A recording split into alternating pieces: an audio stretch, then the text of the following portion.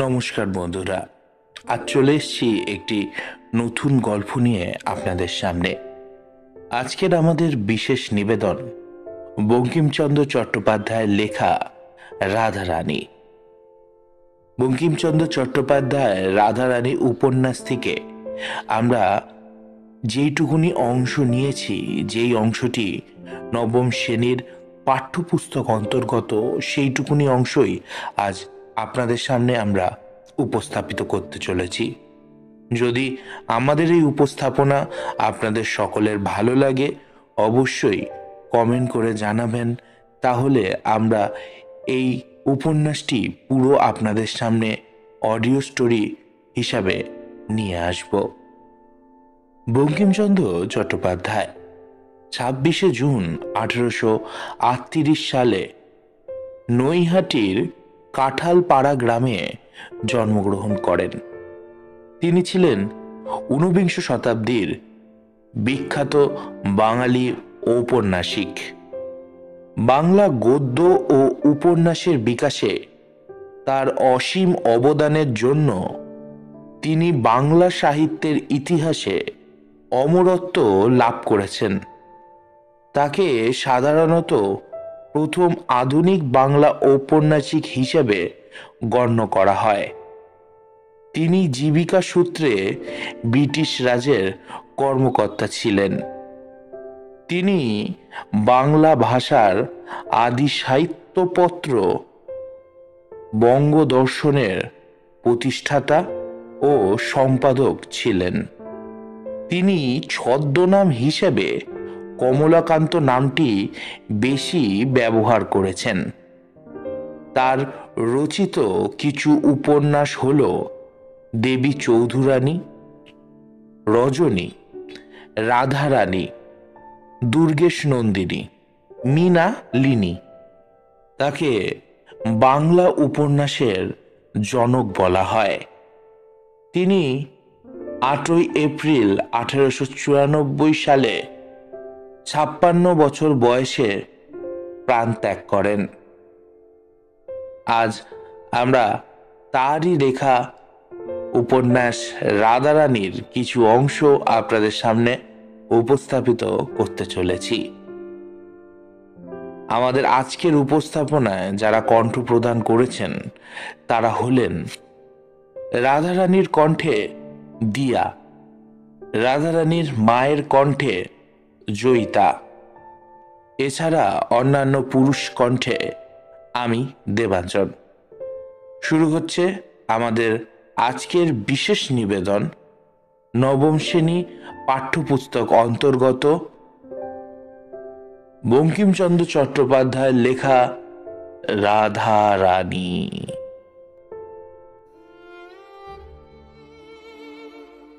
রাধারানী নামে একটি বালিকা মাহেশের রথ দেখিতে গিয়েছিল। বালিকার বয়স 11 পরিপূর্ণ হয় নাই। তাহাদিগের অবস্থা পূর্বে ভালো ছিল। বড় মানুষের মেয়ে, কিন্তু তাহার পিতা নাই। তাহার মাতার সাথে একজন জ্ঞাতির একটি মোকদ্দমা হয়। সর্বস্ব লইয়া মোকদ্দমা। মোকদ্দমাটি বিধবা হাইকোর্টে হারিল। সে হারিবা মাত্র ডিক্রিদার জ্ঞাতি ডিক্রিদার জারি করিয়া উহাদিগকে বাহির করিয়া দিল। প্রায় 10 লক্ষ টাকার সম্পত্তি ডিক্রিদার সকলই লইল। খরচা ও ওয়াসিলাভ দিতে নগদ যা ছিল তাও গেল। রাধারানীর মাতা অলঙ্কারাদি বিক্রি করিয়া প্রিভি কাউন্সিলে একটি অ্যাপিল করিল, কিন্তু আর আহারের সংস্থান রইল না। বিধবা একটা কুঠিরে আশ্রয় লইয়া কোনো প্রকারে একটু শারীরিক পরিশ্রম করিয়া দিনপাত করিতে লাগিল। রাধারানীর বিবাহ দিতে পারিল না, কিন্তু দুর্ভাগ্যক্রমে রথের পূর্বে রাধারানীর মা ঘোরতর পীড়িতা হইল। যে কায়িক পরিশ্রমে দিনপাত হইত তা বন্ধ হইল।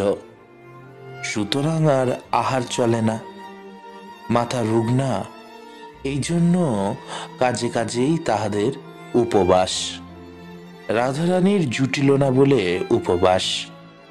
রথের দিন তাহার মা একটু বিশেষ হইল, পথ্যের প্রয়োজন হইল, কিন্তু পথ্য কোথা, কে দেবে? রাধারানী কাঁদিতে কাঁদিতে কতগুলো বনফুল তুলিয়া তার মালা গাঁথিল। মনে করিল যে এই মালা রথের হাতে বিক্রয় করিয়া দু একটি পয়সা পাইয়া তাহাতেই মাত্র হইবে। কিন্তু রথের টান অর্ধেক হইতে না হইতেই বড় বৃষ্টি আরম্ভ হইল। বৃষ্টি দেখিয়া লোক সকল ভাগিয়া গেল। মালা কেহ কিনিল না। রাধারানী মনে করিল যে আমি একটু না হয় বুঝলাম, বৃষ্টি থামিলে আবার লোক জমে। কিন্তু বৃষ্টি থামিল না, লোক আর জমিল না। সন্ধ্যা হইল, রাত্রি হইল, বড় অন্ধকার হইল। অগত্যা রাধারানী কাঁদিতে কাঁদিতে ফিরিল। অন্ধকার, পথ কর্দমময়, পিচ্ছিল, কিছুই দেখা যায় না। তাহাতে মুষলধারে শ্রাবণের ধারা বর্ষিতেছিল। মাতার অন্নাভাব মনে করিয়া ততপেক্ষে রাধারানীর চক্ষু ভারী বৃষ্টিপাত করিতেছিল। রাধারানী কাঁদিতে কাঁদিতে আছাড় খাইতেছিল, আবার কাঁদিতে কাঁদিতে উঠিতেছিল, আবার কাঁদিতে কাঁদিতে আছাড় খাইতেছিল। দুই গ্রন্থ বিলম্বী ঘন কৃষ্ণা অলোকা বলি হইয়া কবরী বাহিয়া বৃষ্টির জল পড়িয়া ভাসিয়া যাইয়াছিল। তথাপি রাধারানী সেই এক পয়সার বনফুলের মালা বুকে করিয়া রাখিয়াছিল, ফেলায় নাই। এমতো সময় অন্ধকারে অকস্মাৎ কে আসিয়া রাধারানীর ঘাড়ের ওপর পড়িল। রাধারানী এতক্ষণে উচ্চস্বরে ডাকিয়া কাঁদে নাই, ক্ষণে উচ্চস্বরে কাঁদিল। যে ঘাড়ের ওপর আসিয়া পড়িয়েছিল সে বলিল, কে গা তুমি কাঁদো? পুরুষ মানুষের গলা, কিন্তু কণ্ঠস্বর শুনিয়া রাধারানীর রোদন বন্ধ হইল। রাধারানীর চেনা লোক নহে, কিন্তু বড় দয়ালু লোকের কথা। রাধারানীর ক্ষুদ্র বুদ্ধিটুকুতে ইহা বুঝিতে পারিল। রাধারানী রোদন বন্ধ করিয়া বলিল, আমি দুঃখী লোকের মেয়ে, আমার কেহ নাই, কেবল মা আছে। সে পুরুষ বলিল, তুমি কোথা গিয়েছিলে? আমি রথ দেখিতে গিয়াছিলাম, বাড়ি যাইব। অন্ধকারে বৃষ্টিতে পথ পাইতেছি না। পুরুষ বলিল, তোমার বাড়ি কোথায়? শ্রীরামপুর। সে ব্যক্তি বলিল, আমার সাথে আইসো, আমিও শ্রীরামপুর যাইব। চলো, কোন পাড়ায় তোমার বাড়ি তাহা আমাকে বলিয়া দিও, আমি তোমাকে বাড়ি রাখিয়া আসিতাছি। বড় পিছল, তুমি আমার হাত ধরো, নহিলে আবার পড়িয়া যাইবে। এই রূপে সেই ব্যক্তি রাধারানীকে লইয়া চলিল। অন্ধকারে সে রাধারানীর বয়স অনুমান করতে পারে নাই, কিন্তু কথার স্বরে বুঝিয়াছিল যে রাধারানী বড় বালিকা। এখন রাধারানী তার হাত ধরায় হস্তস্পর্শে জানিল রাধারানী বড় বালিকা। তখন সে জিজ্ঞাসা করিল, তোমার বয়স কত? 10-11 বছর। তোমার নাম কি? রাধারানী। হ্যাঁ রাধারানী, তুমি তো ছেলে মানুষ, একেলা রথ দেখিতে গেছিলে কেন? তখন সে কথায় কথায় মিষ্ট মিষ্ট কথাগুলি বলিয়া সেই এক পয়সার বনফুলের মালার সকল কথাই বাহির করিয়া লইল। শুনিল যে মাথার পথ্যের জন্য বালিকা এই মালা গাঁথিয়া রথে বেচিতে গিয়েছিল।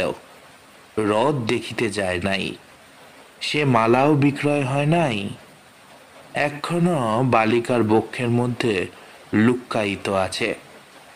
তখন সে বলিল, আমি একছড়া মালা খুঁজিতেছিলাম, আমার বাড়িতে ঠাকুর আছে, তাহাকেই পরাইব। রথের হাট শীঘ্র ভাঙিয়া গেল, আমি তাই মালা কিনিতে পারি নাই। তুমি মালা যদি বেচো তাহলে আমি কিনতে পারি।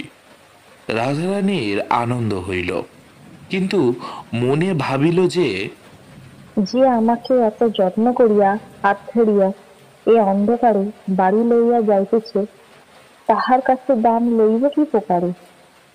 তা নহিলে আমার মা খেতে পাবে না, তাই নি। এই ভাবিয়া রাধারানী মালা সমবি বাহারে দিল।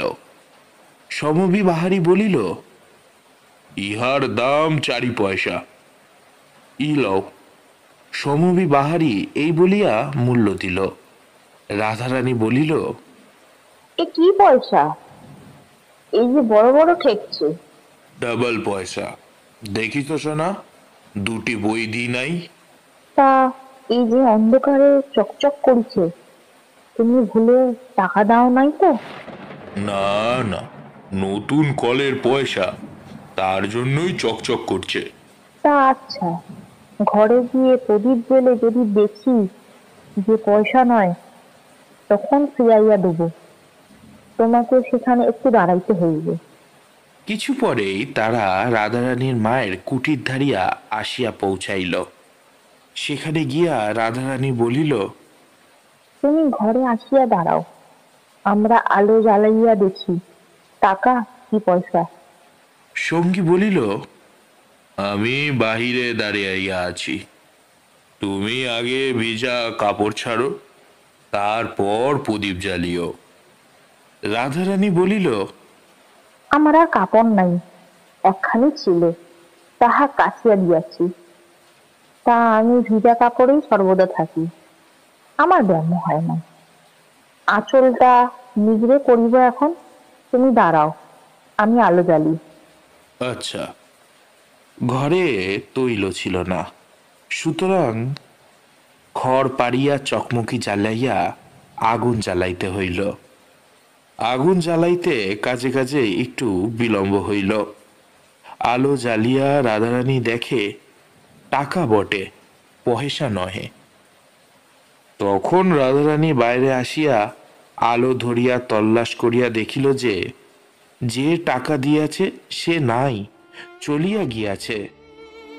রাধারানী তখন বিষণ্ণ বদনে সকল কথা তাহার মাকে বলিয়া মুখ পানে চাহিয়া রইল। সকাতরে বলিল, মা, এখন কি হবে? কি হবে বাছা?